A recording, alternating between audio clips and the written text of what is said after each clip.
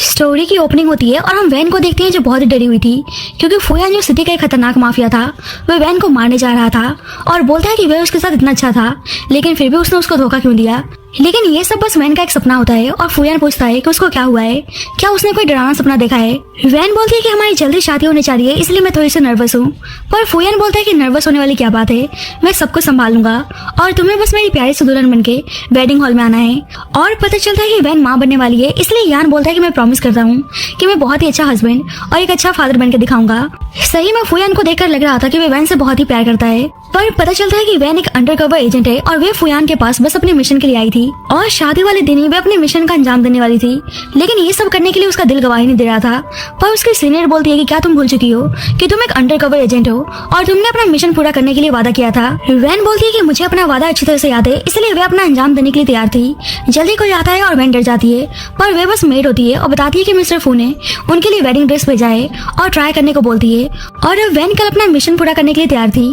अब van wedding dress पहनकर wedding hall में आती है और इसके बाद दोनों अपने वेडिंग सेरेमनी को पूरा करते हैं और उसके सीनियर ने उसको पहले ही बताया हुआ होता है कि उसके सिग्नल देने पर उसे अपने मिशन को पूरा करना है। और जब भी वैन का आदमी फुयान को मारने के लिए शूट करता है पर फुयान उल्टा वैन को बचाकर वहाँ से भागने लगता है और अब सीक्रेट एजेंट्स और फुयान के आदमियों के बीच में फायरिंग शुरू हो जाती है और सभी मेहमान डर के यहाँ भागने लगते हैं। यान वैन को यहाँ से भागने को बोलता है और खुद ही अकेले उन लोगों से डील करने के लिए चला जाता है। अब कुछ देर बाद फुयान वैन के पास आता है और पूछता है कि वे ठीक तो है ना, और बोलता है कि तुम चिंता मत करो, मैंने ऑलरेडी अपने सारे दुश्मनों से डील कर लिया है। और बोलता है कि माफ करना, मुझे पता नहीं था कि हमारी वेडिंग वाले दिन ऐसा होगा, तुम गुस्सा तो नहीं होना, मैं प्रॉमिस करता हूँ कि मैं तुम्हें एक ग्रैंड वेडिंग दूंगा। पर जब भी वैन उसको शूट कर देती है और बोलती है कि आज मैंने अपने मिशन को पूरा किया, लेकिन ये सब करते हुए वैन की आंखों में आंसू थे। अब 3 साल बीत चुके थे और जब भी कुछ आदमी बाइक से आ रहे होते हैं और एक बाइक वाला वैन के कार को ठोक देता है और उसकी आंखों से वैन को लगता है कि जैसे वह फुयान हो। अब उस कार में वैन के साथ उसका बॉयफ्रेंड जोंगयुआन होता है और वह उस बाइक वाले आदमी पे गुस्सा करने लगता है और वैन बोलती है कि आज पहली बार मैं तुम्हें इतना गुस्सा करते हुए देख रही हूँ। पर युआन बोलता है कि उस आदमी की वजह से तुम्हें चोट लग गई होती तो वे आदमी किस्मत वाला है जो भाग गया, नहीं तो मैं उसको नहीं छोड़ने वाला था। और बोलता है कि बस मुझे तुम्हारी सेफ्टी की चिंता है इसलिए मैं ऐसे बिहेव कर रहा हूँ। वैन बोलती है कि हाँ मुझे पता है तुम फाइटिंग में बहुत ही अच्छे हो। और वैन को लगता है कि शायद वे कुछ ज्यादा ही सोच रही है, वह फुयान कैसा हो सकता है, शायद उसे कोई वहम हुआ है।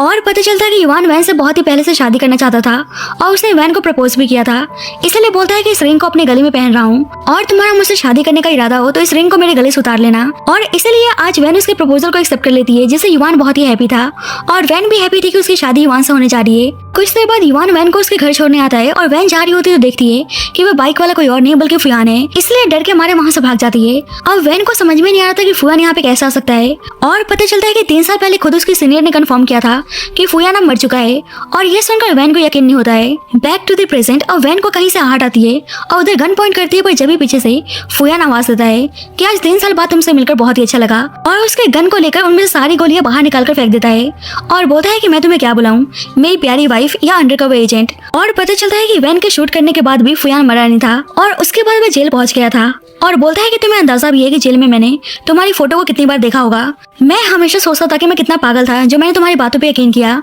और तुमसे शादी की। वैन उससे कुछ बोलना चाह रही थी पर फुयान उसको चुप रह के उसकी बात सुनने को बोलता है और उसकी बॉडी की तरफ इशारा करके बोलता है कि तुम्हें याद है तुमने मुझे यहाँ ही शूट किया था। वैन बोलती है कि उस वक्त मैं मिशन पे थी और मेरे पास कोई और ऑप्शन नहीं था, अगर तुम मुझे मारना चाहते हो तो मार सकते हो। पर फुयान जबरदस्ती उसके हाथों से वैन के दिए गए रिंग को निकाल लेता है और बोलता है कि मतलब 3 साल पहले तुमने मुझे जानबूझकर अप्रोच किया था। वैन बोलती है कि तुमने सही कहा। फुयान बोलता है कि मतलब बस तुम अपना मिशन कंप्लीट करने के लिए मेरे साथ सोने के लिए भी तैयार होगी। वैन रिंग लेने की कोशिश करती है तो उसके फेस पे कट लग जाती है। फुयान उसको हिलने से मना करता है और उसके कपड़ों को हटाकर टैटू देखने जाता है जो उसने खुद 3 साल पहले बनाया था। पर फुयान देखता है कि वैन ने उस टैटू को रिमूव करवा लिया है और उसे बहुत ही गुस्सा आता है कि उसकी लाइफ में वह बिल्कुल भी मैटर नहीं करता था और बोलता है कि मतलब मुझसे शादी करना तुम्हारा बस एक खेल था और आज तुम्हारा फियांसे कोई और है। मैं जानता हूँ तुम्हारे फियांसे जोंगयुआन को। वैन बोलती है कि इस बारे में युआन को कुछ नहीं पता और उसका इन चीजों से कोई भी लेना देना नहीं है, इसलिए उसे इस मामले में इन्वॉल्व मत करो। पर जब ही युआन बाहर से उसके दरवाजे पर नॉक करता है क्योंकि वैन अपना बैग उसकी कार में भूलकर आ गई थी। वैन जाने की कोशिश कर रही होती है पर यान उसको जाने नहीं दे रहा था और उसको गुस्सा आता है कि युआन उसको इतने प्यार से बुला रहा है और बोलता है कि क्या होगा अगर युआन ने तुम्हें मेरे साथ ऐसे कंडीशन में देख लिया, आखिरकार वह इतना अच्छा इंसान है तो उसको हमारे बारे में पता तो होना चाहिए, वह तुम्हारा फियांसे है तो उसको हक बनता है कि उसको हमारे बारे में पता हो। वैन उसको गुस्से में छोड़ने को बोलती है और आवाज सुनकर युआन पूछने लगता है कि वह ठीक तो है ना। वैन युवान से बहाना बनाती है कि वो शावर लेने जा रही है, इसलिए बैग को डोर पे ही रख के जाने को बोलती है। युवान बोलता है कि ठीक है, मैं रख के जा रहा हूँ, तुम उसको ले लेना। फुयान बोलता है कि देख के ऐसा लग रहा है कि तुम दोनों सही में एक दूसरे से प्यार करते हो। पर युवान को कैसा लगता जब वे ऐसा तुम्हें मेरे करीब देखता। वैन बोलती है कि अगर तुम्हें मुझसे दिक्कत है तो मेरे से बात करो, और अगर तुम मुझे जान से मारना चाहते हो तो मार सकते हो, पर मेरे लोगों को छूने की कोशिश मत करना। फुयान बोलता है कि जो तुमने मेरे साथ किया मैं उसको इतनी आसानी से नहीं भूलने दूंगा, और तुम खुद रोते गिड़गिड़ाते मेरे पास आओगी। पर वैन बोलती है कि तुम ज्यादा सपने मत देखो। अब फुयान वैन को अपने पास लाने के लिए कुछ प्लान बनाता है, और इधर वैन अपनी सीनियर से फुयान के बारे में बात कर रही होती है कि वह वापस आ चुका है। पर उसकी सीनियर बोलती है कि फुयान 3 साल पहले मर चुका है, पक्का वह उसका कोई हमशक्ल होगा। पर वैन को पूरा यकीन था कि वह फुयान है, क्योंकि वह उसकी आवाज और उसके चेहरे को कभी नहीं भूल सकती थी। उसकी सीनियर बोलती है कि अगर ऐसी बात है तो वह फुयान के बारे में दोबारा से इन्वेस्टिगेशन करके बताएगी। अब जल्दी वैन के घर पुलिस आती है, और वैन के फादर के अगेंस्ट उनके पास अरेस्ट वारंट था कि उनकी कंपनी में कुछ फंड से रिलेटेड प्रॉब्लम चल रही है। उसके डैड बोलते हैं कि कोई मिसअंडरस्टैंडिंग हुई है, पर इस वक्त पुलिस उन्हें उनके साथ कोऑपरेट करने को बोलती है, और उसके डैड उनके साथ जाने के लिए तैयार थे। और जब भी वैन आती है और उसे पता चलता है कि उसके डैड की कंपनी का न्यू इन्वेस्टर फुयान है, और जब भी युवान की कॉल आती है और बोलता है कि जिस कंपनी के साथ उसका कॉपरेशन हुआ था उन लोगों ने अपना इन्वेस्टमेंट विड्रॉ कर लिया है, और बताता है कि अब उसकी कंपनी प्रॉब्लम में है। और जब भी वैन न्यूज देखती है कि फू फैमिली के एयर ने बिजनेस वर्ल्ड में एंटर करते ही पूरे इंडस्ट्रीज को अपने अंडर कर लिया है, और वैन समझ जाती है कि सारा काम फुयान का है, क्योंकि वह बोल रहा था कि वह उसको इतना मजबूर कर देगा कि वह खुद रोते गिड़गिड़ाते उसके पास बैक करने के लिए आएगी। वैन अपने डैड से बोलती है कि मुझे पता है कि इन सब के पीछे किसका हाथ है, इसलिए आप चिंता मत करो, मैं सब कुछ ठीक कर दूंगी। और वैन फुयान से मिलने उसकी कंपनी आती है, और उसे पता चलता है कि बिना अपॉइंटमेंट के वह उससे मिल नहीं सकती। पर जब भी वैन फुयान को आते हुए देखती है और बोलती है कि उसे कुछ इंपॉर्टेंट बात करनी है, और वैन को समझ में नहीं आता कि वह क्या करे, और फुयान के कंपनी के बाहर उसका इंतजार करने लगती है। इधर फुयान अपने मीटिंग में बिजी था और देखता है कि शाम हो गई है, और वैन अभी भी उसका बाहर इंतजार कर रही है। बाद में फुयान जा रहा होता है तो वैन उसका हाथ पकड़ के रोकती है, और फुयान को याद आता है कि 5 साल पहले वैन ऐसे उसका हाथ पकड़ के आइसक्रीम खाने की जिद कर रही थी। और आज हान सोचता है कि ऐसे ही हाथ पकड़ के 5 साल पहले तुम मेरी दुनिया में आई थी, और मैंने तुम्हें अपना दुनिया मान लिया था, लेकिन तुमने क्या किया। वैन बोलती है कि मैंने तुम्हारे साथ गलत किया है, इसलिए रिवेंज लेना है तो मुझसे लो, पर प्लीज ऐसे इनोसेंट लोगों को हट करना बंद करो। फुयान कहता है कि तुम्हें मेरे सामने बेचारी बनने की जरूरत नहीं है, और उसे एक ड्रेस पहन के क्लब आने को बोलता है, और कहता है कि अगर तुमने मुझे खुश नहीं किया तो तुम्हारी फैमिली और तुम्हारे फियांसे का क्या होगा, मुझे भी नहीं पता। और वैन के पास कोई ऑप्शन नहीं था, इसलिए उस ड्रेस को पहनकर क्लब में आती है, और सब बोलने लगते हैं क्या मिस्टर फू की गर्लफ्रेंड है। पर वहीं पे एक लड़की फुयान के पास बैठी हुई थी जिसका नाम फैंग होता है, और बोलती है कि ये लड़की पक्का यहाँ पर सर्व करने आई है, तुम लोगों ने सोच कैसे लिया कि ये फुयान को डिजर्व करती है। और वैन फुयान से परमिशन लेकर एक लड़के हान के पास बैठ जाती है, और हान फुयान को थैंक यू बोलता है कि उसने इस लड़की को उसको सर्व करने के लिए बुलाया है। अब हान वैन के क्लोज जाने लगता है तो फुयान को अच्छा नहीं लगता है, पर वह कुछ बोल नहीं रहा था, और ये देखकर वैन को बहुत ही गुस्सा आता है और वहाँ से जाने लगती है। तो हान बोलता है कि मैं तुम्हें जाने दूंगा, लेकिन बदले में तुम्हें कुछ करना होगा, या तो यहाँ मौजूद सारे आदमी तुम्हें किस करेंगे, या तुम्हें सबके सामने फुयान को किस करना होगा। अब वैन फुयान के पास आती है, और ये सब देखकर फैंग को बहुत ही गुस्सा आता है। अब हम 5 साल पहले का सीन देखते हैं जब फुयान का एक दुश्मन चैंग उसे मारने की धमकी दे रहा होता है, और जब भी वहाँ पे वैन आकर बताती है कि वो शाओ के लिए काम करती है, और वे अपने बॉस के ऑर्डर पे फुयान को यहाँ से ले जाने के लिए आई है। और आज ही के दिन फुयान वैन से पहली बार मिला था। चैंग बोलता है कि क्या तुम मरना चाहती हो, और वैन चैंग के साथ एक गेम खेलने को बोलती है जहां दोनों को अपने आप को शूट करना था। और वैन बोलती है कि अगर मैं जीत गई तो तुम फुयान को मेरे साथ जाने दोगे, और चैंग उसकी कंडीशन को मान जाता है, और वैन बहुत ही डेयरिंग के साथ उस गेम को खेलने लगती है। पर जब भी फुयान चैंग के एक आदमी को शूट कर देता है, और इसके बाद फुयान और वैन दोनों ही सबके साथ डील करके वहाँ से बाहर निकल आते हैं। अब कुछ देर बाद फुयान वैन को कार स्टॉप करने को बोलता है और पूछता है कि वे कौन है, और वैन बोलती है कि मुझे यहाँ पे तुम्हारे दोस्त शाओ ने भेजा है, अगर तुम्हें यकीन ना हो तो अपने दोस्त को कॉल करके पूछ सकते हो। फुयान बोलता है कि तुमने मेरी जान क्यों बचाई। वैन बोलती है कि मुझे बहुत सारे पैसों की जरूरत है, और शाओ ने कहा था कि अगर मैं तुम्हारे साथ काम करूंगी तो तुम मुझे बहुत सारे पैसे दे सकते हो। फुयान पूछता है कि उसको कितने पैसे चाहिए, और वैन 3 मिलियन बोलती है, और ये सुनकर फुयान उसको किस करने लगता है। बैक टू द प्रेजेंट, वैन फुयान को किस करने लगती है, और फुयान हैरान था और गुस्से में सबके सामने उसके साथ फोर्सली इंटीमेट होने लगता है। हान बोलता है कि अगर तुम इसके साथ एंजॉय करना चाहते हो तो हम तुम्हें अकेले छोड़ सकते हैं, पर फुयान उसको बकवास बंद करने को बोलता है, और वैन को वहाँ से लेकर चला जाता है। अब फैंग को गुस्सा आता है कि फुयान को बस मैं डिजर्व करती हूँ और कोई भी नहीं, और हान को गुस्सा आता है कि फुयान ने उसको ऐसे ट्रीट किया। फुयान वैन से बोलता है कि तुम अब भी सेम वैसी हो जैसे 5 साल पहले थी, बस दूसरों को सीरियस करना जानती हो, और उसके पास जाने लगता है तो वैन उसको रोकती है। फुयान बोलता है कि क्या हुआ, तुम्हें कोई और टच कर सकता है पर मैं नहीं। वैन बोलती है कि वह उसके फादर को जाने दे। फुयान बोलता है कि मैं जाने दूंगा, लेकिन उसके लिए तुम्हें मुझे हैप्पी करना होगा, और बोलता है कि तुम्हें पता है कि तुम्हारे फियांसे युवान ने इन्वेस्टमेंट के लिए मुझे अप्रोच किया है और अब भी कॉल करके मुझसे इन्वेस्टमेंट के रिगार्डिंग बात करना चाहता है, तो क्यों ना उसको यहाँ पे बुला लिया जाए। वैन मना करती है पर फुयान उसके कॉल को उठा लेता है।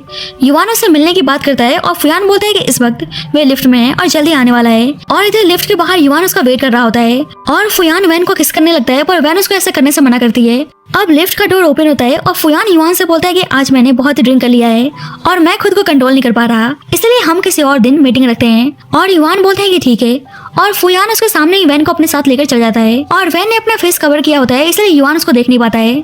फुयान बोलता है कि क्या हुआ, तुम्हें डर है कि युवान तुम्हें देख लेगा।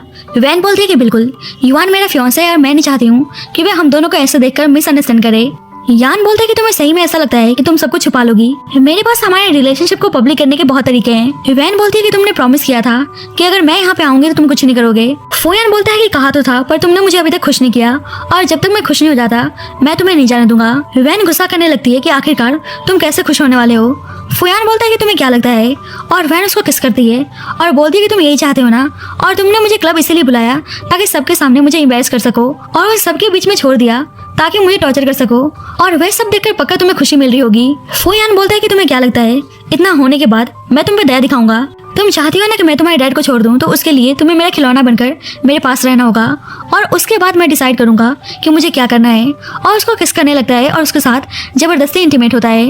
इधर हान गुस्से में था कि फुयान की वजह से उसका इतना इंसल्ट हुआ और ऊपर से फुयान ने उसकी कंपनी को बैंकरप्ट करवा दिया होता है क्योंकि वो वैन के क्लोज गया था, इसलिए हान दोनों लड़कियों को लेकर आने को बोलता है जो फुयान से बिलोंग करती थी। और वैन की सीनियर कॉल करके बताती है कि उसने उस पर्सन के बारे में इन्वेस्टिगेशन किया है और वह फ्रू ग्रुप का एयर है और उसका माफिया वर्ल्ड से कोई भी लेना देना नहीं है। पर वैन को समझ में नहीं आता है कि उसका नाम और फेस दोनों ही सेम है, तो ऐसे कैसे हो सकता है। वैन सोचती है कि वह सब कुछ चेंज कर सकता है पर अपना डीएनए नहीं, इसलिए बोलती है कि वह उसका ब्लड और हेयर सैंपल ला कर देगी और उसका डीएनए टेस्ट करवाने को बोलती है। अब जल्दी हान के आदमी उसको किडनैप कर लेते हैं और वैन बोलती है कि वह उसको डबल पे करने के लिए तैयार है, वह उसको जाने दे, पर देखती है कि वह हान है।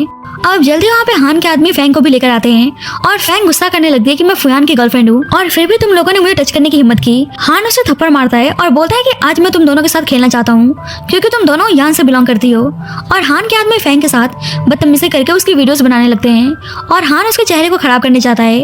अब वैसे सब कुछ दिखाने जाता है, इसलिए हान को रुकने को बोलती है। हान बोलता है कि मैं तुम दोनों को नहीं छोड़ने वाला। वैन बोलती है कि तुम गलत समझ रहे हो, मैं फुयान से बिलोंग नहीं करती, मैं किसी और से प्यार करती हूँ और जल्दी हमारी शादी होने वाली है। और तुमने उस दिन क्लब में देख लिया होगा कि मैं फुयान के लिए कुछ नहीं हूँ, इसलिए वह मुझे ऐसे ह्यूमिलेट कर रहा था और मैं उससे रिवेंज लेने में तुम्हारी हेल्प कर सकती हूँ। हान बोलता है कि अच्छा, तुम कैसे हेल्प करने वाली हो। वैन बोलती है कि इस लड़के को अपनी सुंदरता पे कुछ ज्यादा ही घमंड है और इसके चेहरे को खराब कर दिया तो सोचो यान को कितना बुरा लगेगा। और हान उसकी बातों में आ जाता है और वैन उसके सामने फैंग के चेहरे को खराब करने का नाटक करती है और उसके चेहरे को जलाने जा रही होती है और बोलती है कि उस फुयान ने मेरी लाइफ को बर्बाद कर दिया है और मेरे डैड और मेरे फियांसे को हर्ट करना चाहता है, इसलिए आज मैं तुम्हें नहीं छोड़ने वाली। अब फैंग वहाँ से भागती है और वैन उसके पीछे जाती है और मौके का फायदा उठा के वहाँ पे आग लगा देती है और वहाँ से फैंग के साथ भाग पाती है, पर फैंग उल्टा खुद बाहर आके सबके साथ उसको वहाँ पे अंदर लॉक कर देती है। और अब हान को वैन पे बहुत ही गुस्सा आता है कि उसने झूठ बोला और वे बस हेल्प करने का नाटक कर रही थी, इसलिए उसके आदमी उसको हर्ट करने लगते हैं। अब जल्दी फैंग के पास यान की कॉल आती है और यान को पता चलता है कि वैन हान के कब्जे में है, तो भाग के उसके पास आता है और देखता है कि वे लोग वैन के साथ बदतमीजी कर रहे हैं, तो हान को थप्पड़ मारता है और वैन को रेस्क्यू करके हॉस्पिटल आता है। अब वैन होश में आती है तो यान को अपने पास देखकर सोचती है कि यान इतना खतरनाक है और फिर भी उसे हमेशा उसके पास इतना सेफ फील क्यों होता है। और उसको याद आता है कि जब 5 साल पहले फुयान का एक क्लाइंट उसे स्मोक करने के लिए फोर्स कर रहा था तो फुयान ने उसको जला दिया था और उसे वार्न करता है कि मेरे लोगों को टच करने की कोशिश मत करना। और वे क्लाइंट माफी मांगता है और बोलता है कि मुझे पता नहीं था कि तुम इस लड़की के बॉयफ्रेंड हो। अब दोनों कार में बैठे हुए थे और फुयान स्मोक करने चाहता है तो वैन भी जानबूझकर स्मोक करती है, तो हान उसको रोकता है और बोलता है कि गुस्सा मत करना, बस मैं अपने फादर का बिजनेस कर रहा हूँ। वैन बोलती है कि मुझे यकीन नहीं हो रहा है कि तुमने मुझे बचाने के लिए अपने फादर के क्लाइंट से पंगा लिया। हान बोलते हैं कि मिस्टर फू हैंग मेरे फादर नहीं है और मैं कहीं रिवर से बहते हुए आ रहा था और मिस्टर फू ने मुझे अडॉप्ट किया है, इसलिए मुझे जिंदा रहना है तो उनकी बात माननी होगी। और मुझे उनका बिजनेस पसंद नहीं है लेकिन फिर भी मैं कर रहा हूँ क्योंकि उन्होंने मुझे एक न्यू लाइफ दी है। पर इतना समझ लो कि मैं तुम्हें कुछ नहीं होने दूंगा और तुम्हारे लिए किसी के खिलाफ जा सकता हूँ। Back to the present when सब कुछ सोचकर यान के जख्मों को देखने के लिए अपना हाथ बढ़ाती है, पर जब ही यान जग जाता है और पूछता है कि वह क्या करना चाह रही थी। वैन बोलती है कि बस मैं देख रही थी कि तुम्हें चोट तो नहीं आई। फुयान बोलता है कि मतलब तुम आज भी मेरी केयर करती हो। वैन कहती है कि तुम क्या बकवास कर रहे हो। फुयान सोचता है कि तुम एक बार बोल दो कि तुम अभी मुझसे प्यार करती हो और मैं सब कुछ भुला दूंगा जो तुमने मेरे साथ किया था।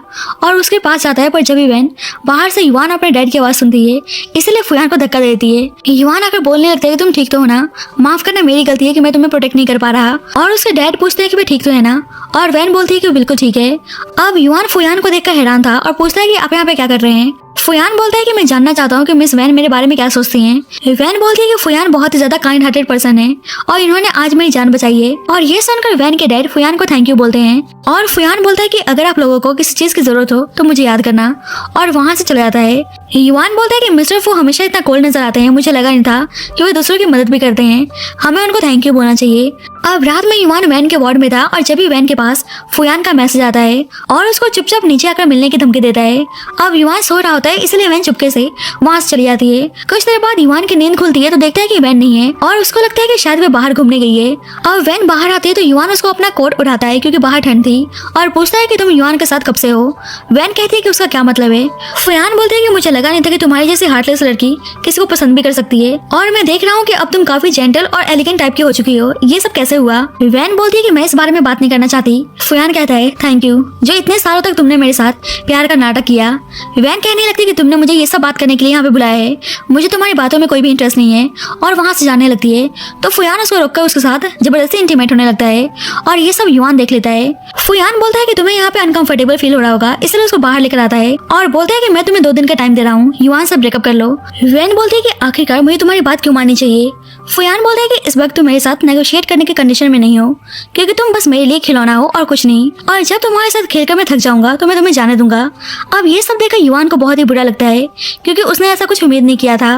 वैन फुयान को थप्पड़ मारती है और उस पर गुस्सा करने लगती है। यान बोलता है कि तुम्हें पता है कि हम दोनों एक जैसे हैं। वैन बोलती है कि तुमने सही कहा, मैं बहुत ही गंदी हूँ और मैं युवान के लायक नहीं हूँ, इसलिए मैं उससे ब्रेकअप कर लूंगी। और ये सुनकर यान चुपचाप वहाँ चला जाता है। अब फैंग की वजह से वैन की ऐसी हालत हुई थी, इसलिए फुयान फैंग पे गुस्सा कर रहा होता है, पर फैंग बोलती है कि मेरी कोई भी गलती नहीं है, उल्टा वैन मुझको मारना चाहती थी।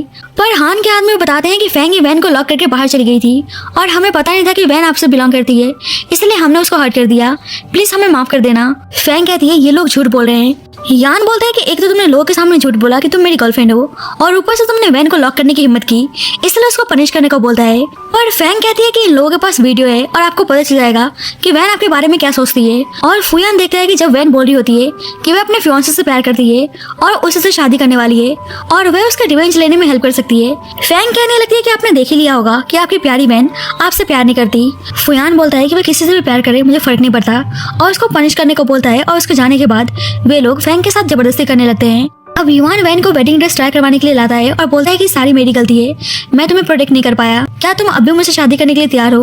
वैन बोलती है कि तुम क्या बोले जा रहे हो, तुम्हारी कोई भी गलती नहीं है और ऑफ कोर्स मैं तुमसे शादी करना चाहती हूँ। और वेडिंग ड्रेस पहनकर उसको दिखाने आती है तो युवान उसको गले लगा लेता है। वैन बोलती है कि तुम्हें अचानक से क्या हो गया। युवान बोलता है प्लीज तुम किसी और को लाइक मत करना, मैं प्रॉमिस करता हूँ कि मैं तुम्हें पूरी खुशियाँ देने की कोशिश करूंगा। और वैन देखती है कि शॉप के बाहर यान उसको गुस्से में घूर रहा है और वैन ड्रेस चेंज करने चाहती है तो यान ट्रायल रूम में घुसकर उसको जबरदस्ती किस करने लगता है। अब युवान दिखता है तो उसे फुयान पे बहुत ही गुस्सा आता है, पर उसके आदमी उसको पकड़ लेते हैं। युवान गुस्से में बोलने लगता है कि तुम वैन को टच करने की सोचना भी मत, पर फुयान वैन से बोलता है कि तुम इसको बता दो कि हमारा क्या रिलेशन है। युवान वैन से बोलता है कि तुम्हें कुछ भी कहने की जरूरत नहीं है, मुझे तुम्हारे पे पूरा भरोसा है और मुझे पता है कि तुम एक अंडरकवर एजेंट थी और शायद तुमने किसी को प्रोवोक किया जिसको तुम्हें नहीं करना चाहिए था, पर मुझे तुम्हारे पास से कोई भी फर्क नहीं पड़ता और मैं हमेशा तुम्हारा साथ देने के लिए तैयार हूँ। फुयान बोलता है कि क्या बात है, ये तुमसे कुछ ज्यादा ही प्यार करता है। वैन उसको छोड़ने को बोलती है पर यान जानबूझकर उसको किस करने लगता है और बोलता है कि मैं बताना चाहता हूँ कि वैन मेरी वाइफ है तो इतना तो हक बनता है, और उसको किस करने लगता है। युवान वैन को टच करने से मना करता है और वैन फुयान को बाइट करके युवान के पास जाने लगती है तो यान उसको रोक लेता है। वैन बोलती है मुझे जाने दो, पर यान सुन नहीं रहा था और युवान गुस्से में यान को थप्पड़ मारता है, इसलिए अब यान को बहुत ही गुस्सा आता है और बोलता है कि मैं तुम्हें नहीं छोड़ने वाला और उसको मारने को बोलता है। और उसके आदमी युवान को बहुत ही बुरी तरीके से मारने लगते हैं। वैन कहने लगती है कि प्लीज तुम युवान को छोड़ दो, पर युवान तो उल्टा फुयान को उल्टा बोलने में लगा था, इसलिए फुयान उसको शूट करने के लिए जाता है पर वैन सामने आ जाती है। युवान बोलता है कि आज तुम इसको बचाने के लिए खुद पे बुलेट लेने के लिए तैयार हो, क्या तुम भूल चुकी हो कि तुमने मुझे शूट किया था। वैन उसके सामने बैक करने लगती है कि मुझे माफ कर दो, सारी मेरी गलती है और मैंने तुम्हारे साथ बुरा किया है, इसलिए युवान को जाने दो। फुयान बोलता है कि मतलब तुम उसको बचाने के लिए मेरे सामने बैक करने के लिए भी तैयार हो, मतलब ये तुम्हारे लिए इतना इंपॉर्टेंट है। और फुयान को याद आता है कि वैन के शूट करने के बाद जब वे जेल में था तो वे वैन से बोल रहा था कि मैं बैक कर रहा हूँ कि तुम अपना और मेरे बच्चे का ख्याल रखना और मुझे तुमसे कोई भी प्रॉब्लम नहीं है। पर वैन बोलती है कि तुम्हारे जैसा आदमी ना ही फैमिली और ना ही बच्चा डिजर्व करता है और बोलती है कि वो जल्दी अबॉर्शन करवा लेगी। यान बोलता है कि प्लीज तुम मेरे बच्चे के साथ ऐसा मत करो और प्लीज मुझे एक चांस दे दो, पर वैन उसकी बात सुनने के लिए तैयार नहीं थी। और आज वैन युआन को बचाने के लिए उसके सामने बैक कर रही होती है और फुयान बोलता है कि जेल में मैंने तुम्हारे सामने अपने बच्चे के लिए बैक किया था पर तुम्हें मेरे पे जरा सा भी रहम नहीं आया और उसे बहुत गुस्सा आता है, इसलिए उसको जाने को बोलता है। अब वैन युआन को लेकर जाने लगती है तो फुयान बोलता है कि तुम हमारी एग्रीमेंट भूल मत जाना कि रात में तुम्हें मेरे पास आना है। अब ये सुनकर युआन को बहुत ही गुस्सा आता है पर वैन बोलती है कि प्लीज अब मुझे और कोई तमाशा नहीं चाहिए। अब फुयान वैन की वजह से बहुत ही डिसहार्टेन था और ड्रिंक कर रहा होता है और जब भी उसका आदमी आकर बताता है कि उनके फादर उन्हें घर बुला रहे हैं पर यान गुस्से में उसको जाने को बोलता है। अब उसका आदमी उसके फादर को बताता है कि यंग मास्टर शायद अपनी गर्लफ्रेंड की वजह से इमोशनल ट्रॉमा में है क्योंकि उस लड़के ने शायद यंग मास्टर को हर्ट किया है और ये सुनकर उसके फादर को गुस्सा आता है कि एक लड़की उनके बेटे को हर्ट कैसे कर सकती है। इधर युआन वैन को सब कुछ बताने को बोलता है कि आखिरकार क्या चल रहा है और वैन बताती है कि एक्चुअली में उसके डैड उसके बायोलॉजिकल फादर नहीं है और वे एक अंडरकवर एजेंट के तौर पे काम कर रही थी और सारी चीजें बताती है कि उसको कैसे फुयान के साथ डील करने के लिए मिशन मिला था। और ये सब सुनकर युआन को उसके लिए बहुत ही बुरा लगता है कि उसको इतना कुछ फेस करना पड़ा। वैन बोलती है कि मिशन के दौरान मैंने अपनी बॉडी के बारे में नहीं सोचा और ना ही ये कि मुझे किस पर्सन के साथ डील करने का मिशन मिला है। मुझे लगा नहीं था कि उस इंसिडेंट के बाद मैं एक नॉर्मल लाइफ जी पाऊंगी, लेकिन जब तुम मेरी लाइफ में आए तो मुझे एक नई उम्मीद मिली और माफी मांगती है कि उसकी वजह से उसको हर्ट होना पड़ा।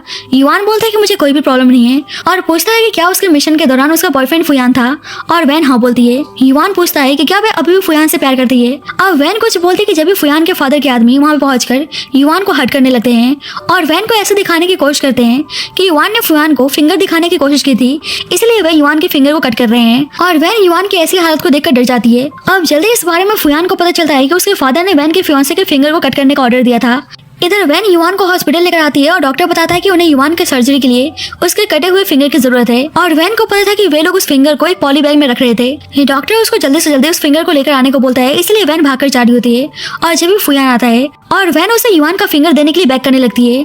फुयान बोलता है कि मैंने उसको हर्ट नहीं किया है पर वैन को उसकी बातों पे यकीन नहीं होता है और बोलती है कि अगर मैं खुद को मार डालूंगी तो क्या तुम युआन के फिंगर को वापस कर दोगे, और खुद को एक स्टेप करने चाहती है तो फुयान उसको रोकता है और बोलता है कि तुम्हें मेरी बातों पे ट्रस्ट क्यों नहीं है। अब जल्दी फुयान का आदमी आकर बताता है कि उन लोगों ने घर के आसपास ही उस फिंगर को फेंका है, इसलिए वैन भाग के उस फिंगर को ढूंढने के लिए आती है और फुयान के आदमी भी उस फिंगर को ढूंढने में लग जाते हैं। अब अंधेरा होने वाला था लेकिन वह फिंगर कहीं मिल नहीं रहा था। फुयान वैन को उठा लेता है क्योंकि उसकी तबीयत खराब होने लगी थी, पर वैन बोलती है कि अगर तुम्हारी वजह से युआन डिसेबल हुआ तो मैं तुम्हें कभी माफ नहीं करने वाली। पर फुयान बोलता है कि तुम मेरी बातों पर यकीन क्यों नहीं करती और वैन उसको बाइट करने लगती है और अचानक से बेहोश हो जाती है और जब भी उसके आदमी को फिंगर मिल जाता है और यान उसको हॉस्पिटल भेजने को बोलता है। बाद में वैन होश में आती है तो फुयान से बोलती है कि उसे युआन से मिलना है। यान उसको वैन कह के बुलाता है तो वैन बोलती है कि मेरा रियल नेम वैन लिन है और तुम्हें पता है कि मैंने अंडरकवर ऑर्गेनाइजेशन ज्वाइन क्यों किया था, और बताती है कि उसके बायोलॉजिकल फादर एक फेमस इंजीनियर थे लेकिन उनको अंडरग्राउंड के लोगों ने फ्रेम किया और उसके आंखों के सामने उसके फादर को मार दिया गया और डेटर्स डेली पैसों के लिए उसके मदर के साथ जबरदस्ती करते थे और सब कुछ मैं अपनी आंखों से देख रही थी लेकिन मैं कुछ कर नहीं पा रही थी और एक दिन मेरी मॉम ने हार मानकर अपनी जान दे दी और तुम्हें पता है कि मेरे फादर को मारने के पीछे किसका हाथ है। अब फुयान को ये सब सुनकर उसके लिए बहुत ही बुरा लगता है और उसको कुछ भी बोलने से मना करता है, पर वैन बोलती है कि तुम्हारे फादर ने मेरे पेरेंट्स की जान ली है, इसलिए मैंने शुरू से सोच लिया था कि मैं अपने पेरेंट्स का रिवेंज लेकर आऊंगी और तुम्हें लगता है कि मैं तुमसे प्यार करती थी। मैं तुम्हें जब भी देखती मुझे याद आता कि मेरे पेरेंट्स कैसे मरे थे और मैं जब भी तुम्हारे साथ सोती थी मेरे दिमाग में यही ख्याल आता था कि मेरी मॉम ने कितना ह्यूमिलेशन सहा होगा और मैंने सोचा था कि युआन के साथ मैं अपनी नॉर्मल लाइफ शुरू करूंगी, पर तुमने दोबारा से आकर मेरी लाइफ को खराब कर दिया। मैं बस तुमसे नफरत करती हूँ और काश मैं तुमसे मिली ना होती और मेरा यही विश है कि तुम जल्दी से मर जाओ। अब ये सब सुनने के बाद फुयान बोलता है कि तुम सही में बहुत ही बेरहम हो और बोलता है कि तुम्हारा युआन बिल्कुल ठीक है और उदास होकर वहां से चला जाता है। अब वैन ने छुपके से फुयान का हेयर सैंपल ले लिया होता है और जल्दी से डीएनए टेस्ट करवाने को बोलती है। अब वैन युआन के पास आती है और उससे माफी मांगती है, पर युआन बोलता है कि मैं बिल्कुल ठीक हूँ और मैं चाहता हूँ कि तुम हमेशा मेरे पास रहो। अब जब भी युआन की मदर आकर उस पर गुस्सा करने लगती है कि आज उसकी वजह से युआन की ऐसी हालत है और उसे युआन से ब्रेकअप करने को बोलती है। युआन बोलता है कि मॉम अब क्या बोले जा रही है। उसकी मॉम बोलती है कि तुम्हें दिखाई नहीं दे रहा कि इस लड़की ने तुम्हारी कैसी हालत कर दी है। वैन बोलती है कि अब सही बोल रही है, मैं युआन के लायक नहीं हूँ और उसको छोड़कर जाने के लिए तैयार थी, पर युआन उसको ऐसे करने से मना करता है और और वैन अचानक से बेहोश हो जाती है और युवान उसको संभालता है और पता चलता है कि वैन प्रेग्नेंट है। तो युवान की मदर बोलने लगती है कि तुमने देख लिया इस लड़की का कैरेक्टर कितना खराब है। वैन तो हैरान थी और डॉक्टर से एबॉर्शन के लिए बोलती है, पर डॉक्टर बताता है कि उसका ऑलरेडी एक बार मिसकैरेज हो गया है और अब उसने एबॉर्शन करवाया तो वे कभी मां नहीं बन पाएगी। और वैन को समझ में नहीं आता कि वे क्या करे। युवान बोलता है कि तुम्हें डरने की जरूरत नहीं है, मैं तुम्हारे साथ हूँ और अगर तुम इस बच्चे को रखना चाहती हो तो रख सकती हो। पर उसकी मदर बोलने लगती है कि ये लड़की तुम्हें पागल बना रही है। वैन डॉक्टर से बोलती है कि वे एबॉर्शन के लिए तैयार है और डॉक्टर उसको एक बार और सोचने को बोलता है, लेकिन वैन बोलती है कि उसने सोच लिया है। अब डॉक्टर यान को कॉल करके बता देता है कि वैन प्रेग्नेंट है और अपना एबॉर्शन करवाना चाहती है। तो यान को बहुत ही गुस्सा आता है। अब वैन ऑपरेशन थिएटर में थी और उसको याद आता है कि जब 3 साल पहले यान को पता चला था कि वे प्रेग्नेंट है तो यान ने बोला था कि वे एक अच्छा फादर बनकर दिखाएगा और उसको डरने से मना करता है और बोलता है कि वे लाइफ टाइम उसका और उनका बच्चे का ख्याल रखेगा। अब वैन एबॉर्शन के लिए तैयार थी और जब भी हम वहाँ पे फुयान को आते हुए देखते हैं पर वैन देखती है कि युवान आया हुआ है और उसे एबॉर्शन करवाने से मना करता है। पर वैन बोलती है कि बच्चा फुयान का है, लेकिन युवान बोलता है कि इसमें तुम्हारी और इस बच्चे की कोई भी गलती नहीं है और वे उसके बच्चे को अपना नाम देने के लिए तैयार था। वैन बोलती है कि आज फुयान की वजह से उसके पेरेंट्स उसके साथ नहीं है और आज उसकी ऐसी हालत है। पर युवान उसे उसके साथ कहीं दूर चलकर एक न्यू लाइफ स्टार्ट करने को बोलता है और कहता है कि तुम टेंशन मत लो, ये सब कुछ भुलाने में मैं तुम्हारी हेल्प करूंगा। इसलिए वैन युवान के साथ किसी और सिटी में जाने के लिए तैयार थी। और फुयान हॉस्पिटल में आता है तो उसको पता चलता है कि वैन युवान के साथ एयरपोर्ट गई है और फुयान वैन को कॉल करता है पर वह उठा नहीं रही थी। फुयान अपने आदमी से कैसे भी करके वैन के पास लेकर चलने को बोलता है और फुयान जल्दी ही वैन और युवान के पास पहुंच जाता है और वैन से बोलता है कि तुम मेरे बच्चे को कैरी करके किसी और आदमी के साथ भागना चाहती हो। वैन उसको छोड़ने को बोलती है पर यान कहता है कि तुम्हें अपने पेरेंट्स का रिवेंज लेना है ना, इसके लिए तुम्हें मेरे साथ रहना होगा और उसको जबरदस्ती लेकर जाने लगता है। और जब ही युवान गुस्से में फुयान को हिट कर देता है। अब हम फुयान को उसके घर पर देखते हैं और यान उसकी ड्रेसिंग कर रही होती है। फुयान बोलता है कि मैं तुमसे बहुत ही प्यार करता हूँ और बच्चे के लिए एक नई शुरुआत करने को बोलता है और वैन उसकी बात मान जाती है और फुयान उसको किस करने लगता है और दोनों एक दूसरे के साथ इंटीमेट होते हैं। नेक्स्ट मॉर्निंग वैन यान को देखकर सोच रही होती है कि काश हम दोनों का इतना बेकार पास नहीं होता तो कितना अच्छा होता और हम भी बाकी लोगों की तरह अपने बच्चे के लिए एक नॉर्मल पेरेंट्स बन पाते। पर उससे पता था कि इस लाइफ में वे फुयान से प्यार नहीं कर सकती क्योंकि उसकी नजरों में यान एक बेकार इंसान था और उसको प्रूव करना था कि वह माफिया है, इसलिए ब्लड सैंपल ले लेती है। और फुयान को वैन पे शक था लेकिन फिर भी वे वैन के लिए कुछ भी करने के लिए तैयार था। बाद में वैन को पता चलता है कि यान ने उसके लिए ब्रेकफास्ट बनाया है। अब जल्दी उसके पास युवान का मैसेज आता है पर मेड बताती है कि मिस्टर फू ने उन्हें किसी से भी कांटेक्ट करने से मना किया है। पर वैन गुस्से में बाहर चली जाती है और इस बारे में यान को पता चलता है तो वैन के पास पहुंच जाता है और कॉल करके उसको वापस घर के अंदर चलने को बोलता है और कहता है कि तुम प्रेग्नेंट हो तो तुम्हें अपना ख्याल रखना चाहिए। पर वैन कहती है कि अगर तुम मुझसे प्यार करते हो तो ऐसा मुझे कंट्रोल मत करो, इसलिए यान उसको जाने देता है और सोचता है कि आई होप तुम युवान की बातों पे ट्रस्ट ना करो। अब वैन युवान के पास थी और युवान उसको यान का डीएनए रिपोर्ट देता है जो मैच हो रही थी, पर ये फेक रिपोर्ट होती है और युवान बस वैन को पाने के लिए सब कुछ कर रहा था। पर वैन मन ही मन में सोच रही होती है कि यान उस माफिया वर्ल्ड से बिलोंग करता है पर उसका दिल मानने के लिए तैयार क्यों नहीं है कि यान एक बुरा पर्सन है। युवान बताता है कि फुयान से रिलेटेड सारा एविडेंस हमें उसके फादर से मिल सकता है, इसलिए उसको आइडिया देता है कि वह कैसे यान को ट्रैप कर सकती है। इधर फुयान के फादर उसे पनिश कर रहे होते हैं क्योंकि जब से उसने उनके बिजनेस को ज्वाइन किया था धीरे धीरे उनका सारा बिजनेस बंद होते हुए जा रहा था और बोलते हैं कि मुझे पता चला है कि तुम अब भी अपने वाइफ से प्यार करते हो, इसलिए उसको वैन से दूर रहने को बोलते हैं। और फुयान जानबूझकर बोलता है कि वह बस उसके खेलने की चीज है और जब उसका मन भर जाएगा तो वह उसको छोड़ देगा। बाद में वैन घर आती है तो देखती है कि फुयान को चोट आई है और पूछती है कि ये सब कुछ कैसे हुआ और उसको दिखाने को बोलती है। फुयान बोलता है कि तुम पक्का चाहती हो कि मैं अपना शर्ट उतारूं और उसके क्लोज जाने लगता है तो वैन बोलती है कि ऐसा नहीं है और डर के वहां से भाग जाती है। तो फुयान हंसने लगता है और वैन एविडेंस इकट्ठा करने के लिए फुयान के फादर के साथ कॉपरेशन करने का नाटक करने आती है और उनको सीरियस करके बेहोश करने जाती है तो उल्टा उसके फादर उसको इंजेक्ट कर देते हैं और बोलते हैं कि तुम्हें क्या लगा था कि तुम मुझे पागल बना दोगी, मैं इस खेल का पुराना खिलाड़ी हूँ। और देखते हैं कि वह लड़की वैन है तो उन्हें बहुत ही गुस्सा आता है। अब पता चलता है कि फुयान ने इन 5 सालों में अपने फादर के क्राइम्स के अगेंस्ट सारा एविडेंस कलेक्ट कर लिया होता है और उसने जानबूझकर उनके कुछ इलीगल बिजनेस को बंद करवा दिया होता है और उसे पता चलता है कि युवान ने उसके अगेंस्ट कुछ फेक एविडेंस इकट्ठे किए हैं। पर सब कुछ जानने के बाद भी यान कोई भी एक्शन लेने के लिए तैयार नहीं था क्योंकि वैन युवान के पास थी। पर उल्टा इधर युवान के फादर ने उसको किडनैप कर लिया होता है और उसको जान से मारना चाहते थे पर बोलते हैं कि तुम चिंता मत करो, मैं तुम्हें इतना आसान मौत नहीं देने वाला और बोलते हैं कि मैं तुम्हें तरपा तरपा के मारने वाला हूँ और उसको लॉक करके जाने लगते हैं। पर जब ही वहाँ पे युवान पहुंच जाता है और फुयान के फादर बॉम्ब का टाइमर ऑन कर देते हैं और बोलते हैं कि अगर तुम भी उसके साथ मरना चाहते हो तो मर सकते हो। युवान लॉक ओपन करने की कोशिश करता है पर वैन उसको यहाँ से जाने को बोलती है क्योंकि बॉम्ब जल्दी एक्सप्लोड होने वाला था। युवान बोलता है कि तुम मेरा इंतजार करना और वहां से चला जाता है। पर जब भी वहाँ पे फुयान आके लॉक ओपन करने लगता है और वैन उसको युवान समझकर जाने को बोलती है क्योंकि कुछ ही सेकंड में बॉम्ब एक्सप्लोड होने वाला था। पर उसको जल्दी एहसास होता है कि वो फुयान है, इसलिए बोलती है कि प्लीज तुम यहाँ से चले जाओ। पर फुयान जल्दी से आकर उस बॉम्ब को दूर फेंक देता है। पर हैवी एक्सप्लोजन होने की वजह से फुयान की कंडीशन बहुत ही खराब होने लगती है और वैन उसकी ऐसी कंडीशन को देख के डर जाती है। यान बोलता है कि क्या हुआ, यहाँ तुम किसी और को उम्मीद कर रही थी। और उसकी कंडीशन बहुत ही खराब होने लगती है और उसे बहुत ही ब्लीडिंग होने लगी थी। अब जल्दी युआन आता है और वैन बोलने लगती है कि फुयान को ब्लीडिंग हो रही है, इसलिए उसको हॉस्पिटल ले चलने को बोलती है और अचानक से बेहोश हो जाती है। अब युआन फुयान को हॉस्पिटल लेकर चलने को बोलता है और पुलिस को इन्फॉर्म करने को कहता है ताकि उसको अरेस्ट करवा सके। बाद में वैन होश में आती है तो नर्स बताती है कि उनका बच्चा बिल्कुल ठीक है। वैन फुयान के बारे में पूछती है और नर्स बताती है कि कोमा से बाहर आने के बाद उन्हें पुलिस अरेस्ट करके ले गई है और सुनने में आया कि उनके अगेंस्ट बहुत सारे एविडेंस कलेक्ट हुए हैं, इसलिए शायद उनको मौत की सजा होने वाली है।